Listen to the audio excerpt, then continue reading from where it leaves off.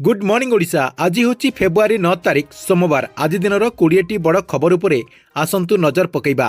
ता पूर्व वीडियो को गोटे लाइक कर दिंतु एवं जो माने चैनल टी को एजा सब्सक्राइब करना चैनल टी को सब्सक्राइब कर दिंतु, जहाद्वारा प्रत्येक दिन देश विदेश तथा ओडिशार बड़ बड़ खबर गुड़िक आमर यही चैनल माध्यम आपण मैंने प्रथम जानीपारे। प्रथम खबर, सड़क दुर्घटना रे चिकिटी पातिसनपुर 2 जन मृतक परिवार को 4 लाख टंका लेखाएं अनुकंप राशि सरकार तरफ घोषणा करा जायछि, जहाँकि माननीय मुख्यमंत्री मोहन चरण मांझी घोषणा करछन्ति। परवर्ती खबर, उत्तर कोरियार पड़ोशी देश दक्षिण कोरियार टीवी शो देखिले किंबा के पॉप गीत शुणिले फांसी दंड मिलुथिबार जଣାपड़िछि एवं लेबर कैंप को मध्य सेमानकु पठे दिया जाउछि। कुहा जाउछि जे स्कूल पिलांकु मध्य एथुरु जाकी बाद दिया जाउना बोली जଣାपड़िछि। परवर्ती खबर, पीएम किसान योजना को नहीं देखंतु, जो माने ए पर्यंत गोटे भी किस्तीर टंका पाई नांती किंबा जो माने नुआ आवेदन करचंती तांकरी पाई गोटे बहुत बड़ा खुशी खबर होईछि जे जो माने नुआ आवेदन करचंती एवं जो माने आपणकर ए पर्यंत टंका पाई नांती किंबा संशोधन करचंती सेही मानकर डॉक्यूमेंट को एबे जहाँकि सरकार तरफ वेरीफाई करा जाउछि।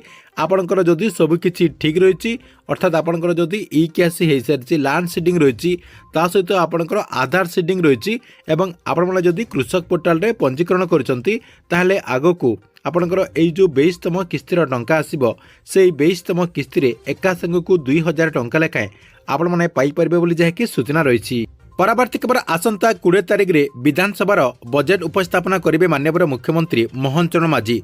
3 लाख कोटी टपी पारे बोली एबे जहाँकि कहुछि एवं कहुछि जे सरकार तरफ एथर जहाँकि एई बजेट रे बहुत बड़ गोटे निष्पत्ति निया जाई पारे एवं पंचायत निर्वाचन को आखिरे रखी सरकार तरफ नुआ स्कीम घोषणा करा जाई पारे एवं महिला वयस्क एई लोक मानकु सरकार तरफ फोकस करा जाई पारे एवं ग्रामांचल केमिति विकास हेबो से नै सरकार तरफ किछि नुआ घोषणा हेबार संभावना रही।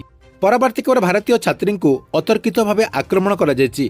रूसर उफारे 4 जन भारतीय डाक्टरी छात्री को छुरामाड़ करा जायथिबार जहाँकि सूचना रही। एक मेडिकल विश्वविद्यालय कैंपस रे पसी जड़े नाबालक छुरामाड़ करथिबार मध्य अपडेट होईछि। विदेशी पिला रहितबा हॉस्टेल रे पसी अतर्कित भाव से पिलाटी आक्रमण करथिला।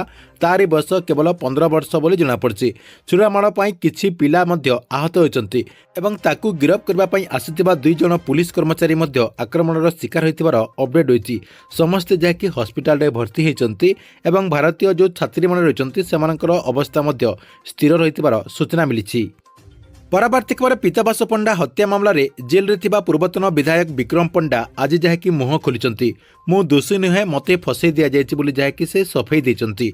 स्वास्थ्य परीक्षा पई आज जहाँकि एमकेजेसी मेडिकल जाउथिबा बेले एही बोली बयान देइथिबार जଣା पड़छि।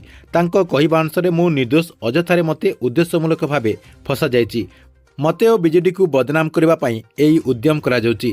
राजनैतिक उद्देश्य रे ए सबु करा जाउछि बोली पूर्वतन विधायक जहाँकि सूचना देइथिबार अपडेट होईछि। परवर्ती खबर, भारत फ्रांस ठारू 114टी राफेल फाइट जेट किनिबा पई प्रस्तुति आरंभ कर देछि। चलित मास शेष में फ्रांस राष्ट्रपति इमानुएल मार्कन जहाँकि भारत गस्तरे आसिबा पूर्व भारतीय प्रतिरक्षा अधिग्रहण परिषद डीएससी जहाँकि 114टी राफेल फाइट जेट किनिबा पई प्रस्ताव को अनुमोदन देवार संभावना रही। परवर्ती खबर, प्रति पंचायत 100 जन को 10 लाख टंका पर्यंत ऋण प्रदान करबा पई 12 दफा दाबी करिछि कलिंग सेना। राज्यस्तरीय बैंकर्स कमिटीर जो आवाहक रहिछन्ति तांकु जाकी ए नै दाबीपत्र मध्य प्रदान करिछि कलिंग सेना बोली सूचना रही। परवर्ती खबर, एप्रिल प्रथम सप्ताह कैपिटाल रिंग रोड कामटी को आरंभ करा। खोर्धा रामेश्वर बिलीपड़ा पर्यंत यही मेगा प्रकल्पटी को करा जहाँकि सूचना रही। कमिब ट्विन सिटीर ट्राफिक चाप बोली अपडेट होईछि। 2.5 वर्ष यही कामटी को सारिबा पई प्रकल्प जो अधिकारी रही से जहाँकि सूचना देथिबार अपडेट होईछि। परवर्ती खबर, भत्ता टंका को नहीं देखंतु, राज्य सरकार तरफ आसंता फेब्रुआरी 20 तारिख रे भत्ता टंका को नहीं किछि ना किछि घोषणा करा जिवो बोली जहाँकि लक्ष्य रही। जदि सरकार तरफ भत्ता वृद्धि करा जाउछि ताहले केउ माने केते टंका पाई परिबे देखंतु जो मानकु 60 वर्ष रु 69 वर्ष होईछि सेही मानकु सरकार तरफ 2000 टंका मिली पारे एवं जो मानकर बयस 69 रु आपनकर 79 वर्ष भितर रहिछि सेमानकु जाकी सरकार तरफ 2500 टंका मिली पारे एवं जो माने एबे आपनकर 3500 टंका भत्ता पाउचंती सेमाने जाकी 3500 टंका भत्ता पाई परिबे बोली जाकी सूचना रहिछि। जाकी सरकार तरफ दिल्ली ढांचा रे ओडिसा रे मध्य भत्ता देई पारंती बोली आशा करा जाउछि। ପରବର୍ତ୍ତୀ ଖବର ଆସନ୍ତା ସପ୍ତାହରୁ ମେଟ୍ରିକ୍ ଏବଂ ଯୁକ୍ତ 2 ପରୀକ୍ଷା ଆରମ୍ଭ ହୋଇଯିବ। ପ୍ରଶ୍ନପତ୍ର ଭାଇରାଲ ରୋକିବା ପାଇଁ କଡ଼ା ତାଗିଦ କରାଯାଇଛି। ଆଜି ଯାହାକି ମାନ୍ୟବର ବିଭାଗୀୟ ଅଧିକାରୀ ଯେଉଁ ରହିଛନ୍ତି ଅନୁପ ଗର୍ଗ ସେ ଯାହାକି ସମସ୍ତ ଜିଲ୍ଲାପାଳମାନଙ୍କୁ ନେଇକି ଏହି ନେଇ ତାଗିଦ କରିଛନ୍ତି ଏବଂ ସେ କହିଛନ୍ତି ଯେ ଯେମିତି ଆଇନ ଉଲ୍ଲଂଘନ ନ ହେବ ସେହି ନେଇ ସମସ୍ତ ବ୍ୟବସ୍ଥା କରାଯାଇଛି ଏବଂ ସମସ୍ତଙ୍କୁ ଯାହାକି ଏହି ନେଇ ପରାମର୍ଶ ମଧ୍ୟ ଦିଆଯାଇଛି ଏବଂ ଯେଉଁମାନେ ଆଇନ ଉଲ୍ଲଂଘନ କରିବେ ତାଙ୍କ ଉପରେ ଦୃଢ଼ କାର୍ଯ୍ୟାନୁଷ୍ଠାନ ମଧ୍ୟ ଗ୍ରହଣ କରାଯିବ ବୋଲି ମାନ୍ୟବର ମନ୍ତ୍ରୀ ତା ସହିତ ବିଭାଗୀୟ ଅଧିକାରୀ ଏବଂ ଅନୁପ ଗର୍ଗ ମଧ୍ୟ ଏହି ନେଇ ସୂଚନା ଦେଇଛନ୍ତି। ପରବର୍ତ୍ତୀ ଖବର ଧାନ ମଣ୍ଡିକୁ ନେଇ ଗୋଟେ ବହୁତ ବଡ଼ ଅପଡେଟ୍ ଆସିଛି। ରାଜ୍ୟରେ ଧାନ କିଣା ପ୍ରକ୍ରିୟା ସଠିକ୍ ଭାବରେ ଚାଲୁଛି ବୋଲି ମାନ୍ୟବର ମନ୍ତ୍ରୀ ଯାହାକି ସୂଚନା ଦେଇଛନ୍ତି। ଯିଏ ଆନ୍ଦୋଳନ କରୁଛନ୍ତି ସେମାନେ ଯାହାକି ଆକ୍ଚୁଆଲି ଚାଷୀ ନୁହନ୍ତି ବୋଲି ମଧ୍ୟ ମନ୍ତ୍ରୀ ଯାହାକି କହିଛନ୍ତି। କେବଳ ବଡ଼ ଚାଷୀ ବିରୋଧ କରୁଛନ୍ତି ବୋଲି ମନ୍ତ୍ରୀ ଯାହାକି ସୂଚନା ଦେଇଛନ୍ତି ଏବଂ କହିଛନ୍ତି ଯେ 15 ଦିନ ଟୋକନର ଯେଉଁ ଅବଧି ରହିଛି ସେ ଅବଧିକୁ ବୃଦ୍ଧି କରାଯାଇଛି ଏବଂ ସେ କହିଛନ୍ତି ଯେ ମିଲରଙ୍କ ପାଖରେ ଜାଗା ନଥିବାରୁ ସେମାନେ ଯାହାକି ଧୀରେ ଧୀରେ ଧାନ କିଣୁଛନ୍ତି ବୋଲି ମାନ୍ୟବର ମନ୍ତ୍ରୀ ଆଜି ଯାହାକି ସ୍ପଷ୍ଟ ଭାବେ ସୂଚନା ଦେଇଛନ୍ତି। ପରବର୍ତ୍ତୀ ଖବର କେନ୍ଦ୍ର ଶିକ୍ଷାମନ୍ତ୍ରୀ ଧର୍ମେନ୍ଦ୍ର ପ୍ରଧାନ ବହୁତ ବଡ଼ ଗୋଟିଏ ସୂଚନା ଦେଇଛନ୍ତି। ଓଡ଼ିଶାରେ ସରକାରୀ ସ୍କୁଲରେ ଏଆଇ ଭିତ୍ତିକ ଶିକ୍ଷା ବ୍ୟବସ୍ଥା କରାଯିବ। ଆଗାମୀ 3 ବର୍ଷ ଭିତରେ ଏହାକୁ କାର୍ଯ୍ୟକାରୀ କରାଯିବ ବୋଲି ମାନ୍ୟବର ମନ୍ତ୍ରୀ ଯାହାକି ସୂଚନା ଦେଇଛନ୍ତି ଏବଂ ସେ କହିଛନ୍ତି ଯେ ଆଞ୍ଚଳିକ ସଂସ୍କୃତି ଓ ଲୋକ ପରମ୍ପରା କେମିତି ପ୍ରଚାର ପ୍ରସାର ହୋଇପାରିବ ସେଥିପାଇଁ ସରକାରଙ୍କ ତରଫରୁ 500 କଲେଜ ଏବଂ 15,000 ସ୍କୁଲରେ ଶିକ୍ଷା ଦିଆଯିବ ବୋଲି ମାନ୍ୟବର ମନ୍ତ୍ରୀ ଆଜି ଯାହାକି ସୂଚନା ଦିଆଯାଇଥିବାର ଅପଡେଟ୍ ହୋଇଛି। ପରବର୍ତ୍ତୀ ଖବର ଗାଁ ଲୋକଙ୍କୁ ମିଳିବ ସହରାଞ୍ଚଳ ଭଳି ସୁବିଧା। ବିକଶିତ ଓଡ଼ିଶା ସ୍ୱପ୍ନ ସାକାର ହେବ ବୋଲି ରାଜ୍ୟ ସରକାରଙ୍କ ତରଫରୁ ଏହି ଯୋଜନାକୁ ଶୁଭାରମ୍ଭ କରାଯାଇଛି ଏବଂ ଭୁବନେଶ୍ୱର କଟକ ପୁରୀ ପାରାଦୀପରେ ଅର୍ଥନୈତିକ କରିଡର କରାଯାଉଛି ବୋଲି ମାନ୍ୟବର ମନ୍ତ୍ରୀ ଯାହାକି ସୂଚନା ଦେଇଛନ୍ତି। ପରବର୍ତ୍ତୀ ଖବର ନିବେଶ ନାଁରେ 50 ଲକ୍ଷ ଟଙ୍କାର ଠକେଇ। କୋଲକାତାଠାରୁ ଅଭିଯୁକ୍ତ ସାଇବର ଠକ ଅରବିନ୍ଦ ପାଲ ଗିରଫ ହୋଇଛନ୍ତି। ହ୍ୱାଟ୍ସଆପ୍ ଗ୍ରୁପ୍ରେ ଆକାଉଣ୍ଟ ଖୋଲିକି 50 ଲକ୍ଷ ଟଙ୍କା ଠକିଥିବାର ଅଭିଯୋଗ ଆସିଛି। ବିଭିନ୍ନ ଲୋଭନୀୟ ସ୍କିମ୍ ଦେଖାଇ କିମ୍ବା ଆପଣଙ୍କର ବିଜ୍ଞାପନ ମାଧ୍ୟମରେ ଫସାଉଥିଲେ ଲୋକଙ୍କୁ ବୋଲି ଜଣାପଡ଼ିଛି। ଏବେ ଯାହାକି ସେ ପୋଲିସ ହାତରେ ଧରାପଡ଼ିଥିବାର ଅପଡେଟ୍ ହୋଇଛି।